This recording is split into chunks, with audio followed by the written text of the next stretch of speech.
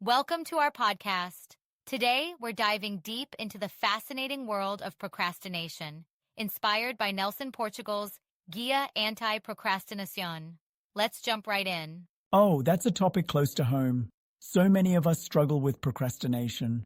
What's Portugal's angle on why we tend to put things off? Well, he identifies 5 fundamental reasons why we procrastinate. The first one is internal conflict. It's when part of us wants to do something, but another part resists. It's Right. like an internal tug of war. Yeah, I've definitely felt that before. Like when I plan to go to the gym but end up binge-watching shows instead.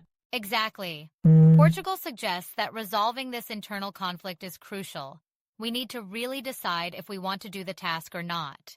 That makes sense. So what's the second reason?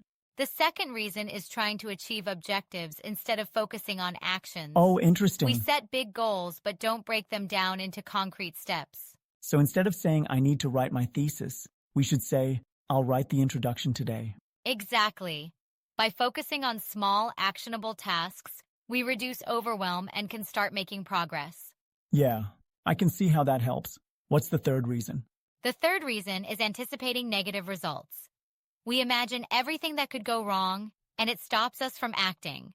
It's Right. like we create obstacles that aren't even there. So true. Sometimes I hesitate to start a project because I fear it won't turn out well. Exactly. Yeah, Portugal recommends identifying these negative thoughts and questioning their validity. that's powerful. If we challenge those thoughts, they lose their grip on us. Precisely. The fourth reason is trying to do more than one action at a time. Multitasking can lead to feeling overwhelmed. Guilty as charged. I often juggle multiple tasks and end up getting none of them done efficiently. Same here. Focusing on one task at a time increases productivity and reduces stress. Right. So what's the fifth reason? The fifth reason is setting difficult conditions to execute an activity.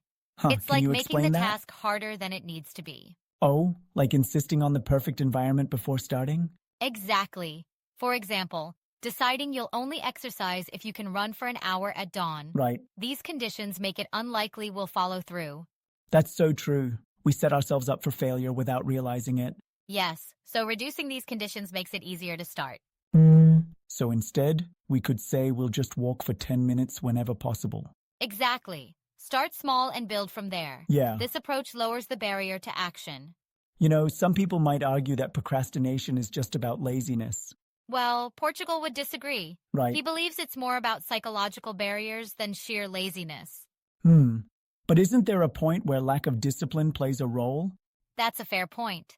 Discipline does matter, but Portugal suggests that addressing the underlying psychological reasons makes discipline easier to maintain.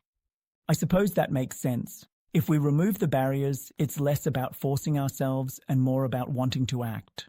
Exactly. It Yeah. becomes a natural progression rather than a struggle. So how does self-compassion tie into all this? Well, Portugal emphasizes being kind to ourselves when we procrastinate. Self-criticism can increase anxiety and make procrastination worse. That's something I hadn't considered. I usually beat myself up when I delay tasks. Me too. But recognizing that procrastination is a common human experience can help us move past it. So, in practical terms, what's the guide's solution? Portugal provides a step-by-step tool involving reflective questions to identify the cause of procrastination and address it directly. Interesting. Can we walk through an example? Sure. Let's say you're avoiding starting a new project. You'd ask, am I clear on the actions I need to take? Is there Right. an internal conflict about this task? And by answering these, we can pinpoint what's holding us back. Exactly. Yeah, Then we can take specific steps to overcome those barriers. it's a very proactive approach. I like that. Me too. It empowers us to take control of our actions. You know, I think this guide could really help people struggling with procrastination. Absolutely. By understanding the reasons behind it, we can make meaningful changes. So what's your plan to apply these principles? Well, I've been putting off starting a personal project, so I'm going to break it down into small actions and tackle any internal conflicts. Right, that's great. I'm inspired to do the same with my own tasks. Fantastic. Let's keep each other accountable. Definitely. Well, this has been a really enlightening conversation. I agree. Thanks for Yeah. discussing this with me. Anytime. Looking forward to our next chat. Me too. Until then, let's tackle procrastination head on.